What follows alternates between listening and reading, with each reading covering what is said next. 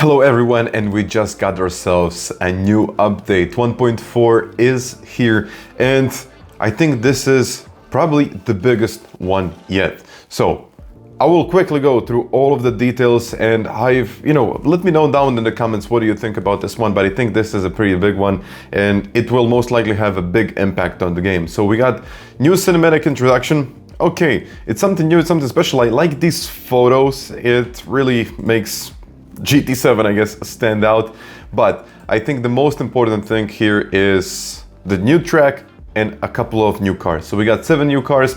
To be honest, I'm not exactly sure why they decided to bring like the Tesla Model 3. I guess, yeah, because it's new. It's a new Tesla, I guess maybe that's why.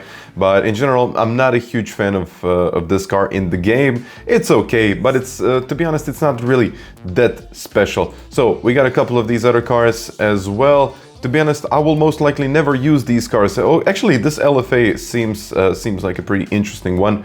And we got a most iconic car. I don't know how much time I spent doing the license testing in Gran Turismo 4 with this car. It was definitely difficult, and I have some kind of mixed feelings about this one. And yeah, we'll see how it's gonna handle in Gran Turismo 7.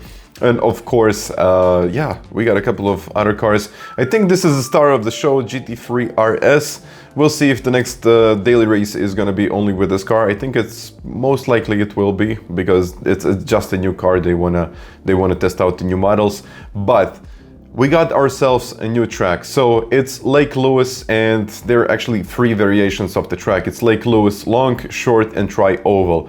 Still, I have no idea how this is gonna look like in the game. I think it's gonna be pretty interesting. I never really done snow races in Gran Turismo. I was never really a big fan of it, but it will be nice to see what this is actually gonna look like and how the track is actually gonna feel like. So as you can see, we will most likely have another daily or another challenge with Group B cars, or just in general rally cars, and the track really looks great in nighttime. So as you can see, the graphics are GT7 graphics. They're probably the best in the business, and on top of that we got 3 extra menus that will be added to the cafe.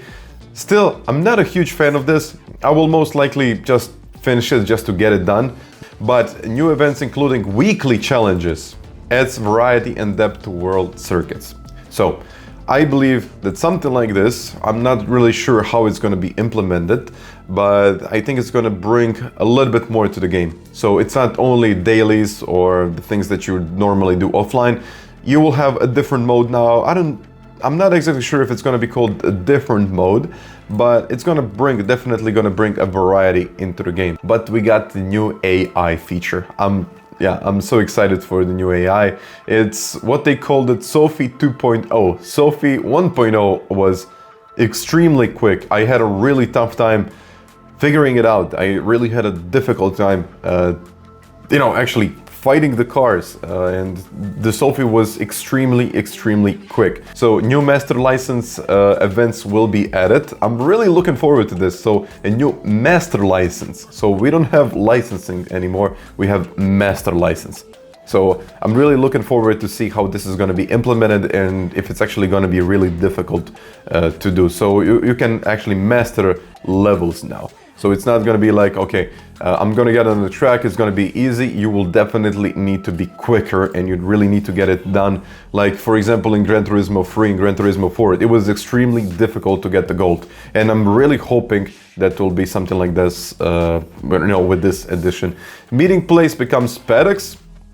To be honest, I never really used meeting places. Maybe that's the reason why they decided to introduce paddock. Maybe that's the reason. So up to 4 players will be able to race in split screen. Usually it was 2. This is exclusive for PlayStation 5, and still you will need a big TV for this, and you will need 4 controllers, which can be an issue. But I guess, up to 4 players, I think it's a good addition. I don't think any other game has this.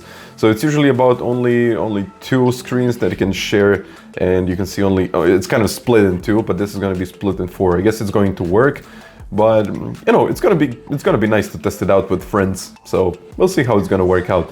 Slower shutter speed will make race photos more versatile. So in my opinion, Gran Turismo has by far the best photo mode.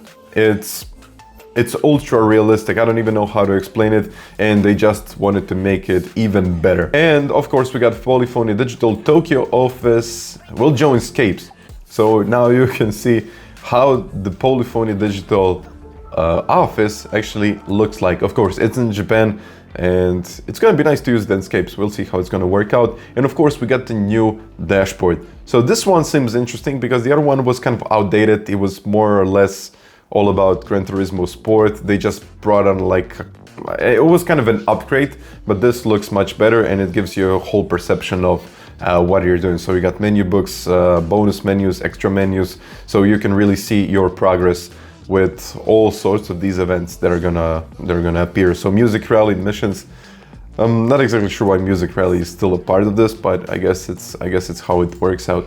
You know, when I see Sophy like this, I kind of want to see if it's going to be that quick. I assume that it will be really, really quick, but are we going to get new challengers with Sophy? That's still something that I don't know. Lake Lewis, as I explained before, it's Lake Lewis, it's a new track, I love it. It doesn't matter if it's snow or not, but I think any addition, any new track, because this is free. This is absolutely free. It's not a DLC that you're going to pay a little bit more money for something like this. This is completely free, and I think this is probably the approach that, you know, keeps Gran Turismo going over the years, and it's definitely good in the long run. As I said before, I don't know what to say about this one. Still don't know exactly what are the limits of Sophy 2.0. Is it going to be better or worse? I think it's going to be better because it's 2.0, but in general, is it even going to be possible to beat Sophy? Are we gonna get more prize money for beating Sophy? But as far as I can see, this is most likely gonna bring an additional level into offline events. So it's not gonna be like, okay, I'm just gonna get to the offline event, I'm gonna do it and I'm gonna get the credits. I think with this, it will be difficult. It will definitely bring, I mean, not sure how to call it, but I think it's gonna be quite difficult and quite challenging to actually beat Sophy in this game. Once again, thank you very much for watching, and until the next time, bye.